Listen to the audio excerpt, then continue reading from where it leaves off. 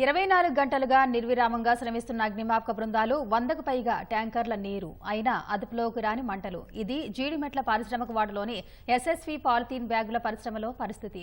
అంతకంతకు పేలిన రసాయన డ్రమ్ములు ఫైర్ సిబ్బందికి సవాలుగా మారాయి. 4 అంతస్తుల భవనం కుప్పకూలిన శిథిలాల కింద ఇంకా మంటలు ఎగిసిపడుతున్నాయి. ఘటనపై కేసు నమోదు చేసిన పోలీసులు ప్రమాదానికి గల కారణాలపై ఆరా తీస్తున్నారు. జీడిమెట్ల పారిశ్రామిక వాడలో పాలిథిన్ బ్యాగుల తయారీ పరిశ్రమలో అగ్ని ప్రమాదం జరిగి 24 గంటలు గడిచినా మంటలు పూర్తిగా అదుపులోకి రాలేదు. 4 అంతస్తుల భవనం కుప్పకూలినా శిథిలాల కింద మంటలు ఎగిసిపడుతున్నాయి. మంటలు చల్లార్చేందుకు అగ్నిమాపక, డిఆర్ఎఫ్ అధికారులు, సిబ్బంది తీవ్రంగా శ్రమిస్తున్నారు. అదృష్టవశాత్తు ప్రాణనష్టం జరగకపోయినా ఆస్తి నష్టం మాత్రం భారీగానే ఉంటుందని భావిస్తున్నారు. పరిశ్రమలో ఖరీదైన విదేశీ యంత్రాలు, బ్యాగుల తయారీకి ఉపయోగించే ముడిసరుకు ఉండటంతో మంటలు ఉవ్వెత్తున ఎగిసిపడ్డాయి.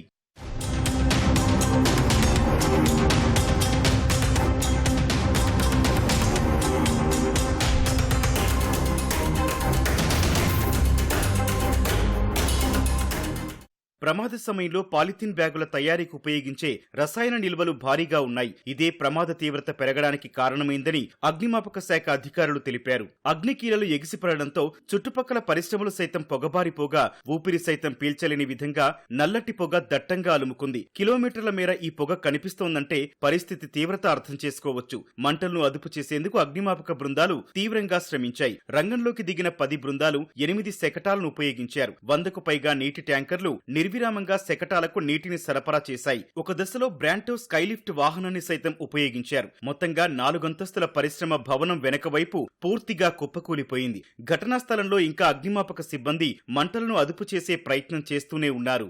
నిన్న మధ్యాహ్నం నుంచి 10 టీమ్స్ కంటిన్యూస్గా నిన్న night through out the night కంటిన్యూస్గా పనిచేస్తూనే ఉన్నారు. ఇప్పుడు కూడా మీరు చూస్తున్నారు కంటిన్యూస్గా పనిచేస్తూనే ఉన్నారు. ఫైర్ మొత్తం కంట్రోల్ అయిపోయింది. అంటే మొత్తం అంటే కన్ఫైన్ అయింది. అంటే పక్కన ఉన్న ఇండస్ట్రీస్ కానీ వెనకాల ఉన్న ఇండస్ట్రీస్ కానీ స్ప్రెడ్ అయ్యే ఛాన్స్ లేదు. కన్ఫైన్ అయింది, కంట్రోల్లో ఉంది. అంటే బయటకు పోయి ఇబ్బంది లాగా ఉండే ఫైర్ ఏమైతే ఏం లేదు. ఫ్లేమ్స్ ఉన్నాయి, కింద స్టాక్ ఉంది, డెబ్రీస్ అంతా ఆ స్టాక్ పైన పడింది కాబట్టి అది కంట్రోల్ మొత్తం కంప్లీట్గా ఎక్స్టింగ్విష్ కావడానికి టైం పడుతుంది. అంటే మేము మెయిన్ అబ్జర్వ్ చేసింది ఏంటంటే మనకి ఫైర్ ఇనిషియల్ స్టేజ్లో ఇన్సిపియన్ స్టేజ్లో ఉన్నప్పుడే ఇక్కడ యాక్టివ్ సిస్టమ్స్ ఉండి స్ప్రింక్లర్స్ కానీ హైడ్రెంట్స్ ఉంటే మనకి ఇంత లేకపోవచ్చు ఉండొచ్చు. బట్ మనం చూసింది ఏంటంటే అంత ఫైర్ సేఫ్టీ సిస్టమ్స్ కనపడలేదు మాకు. దాని తర్వాత మళ్ళీ ఇన్వెస్టిగేషన్ చూస్తాము. బట్ ప్రైమా ఫేసి మాకు అర్థమైంది ఏంటంటే సేఫ్టీ సిస్టమ్స్ లేవు. సో ఇనీషియల్ స్టేజ్లో ఫైర్ వచ్చినప్పుడు ఫైర్ చాలా కన్ఫైన్డ్ అయి ఉండే అటు సైడ్కి. దాని తర్వాత ఫైర్ బాగా ఇదైంది. అండ్ ఎలక్ట్రిసిటీ డిపార్ట్మెంట్తో కూడా మాకు తొందరగా కన్ఫర్మేషన్ రాకపోవడం వల్ల కొంచెం ఒక ఇదైంది. బట్ ఎనీవేస్ ఇప్పుడైతే ఫైర్ అయితే కంట్రోల్ అయిపోయింది. మంటలు అదుపులోకి తెచ్చేందుకు అగ్నిమాపక శాఖ అధికారులు, సిబ్బంది నిర్విరామంగా శ్రమించారు.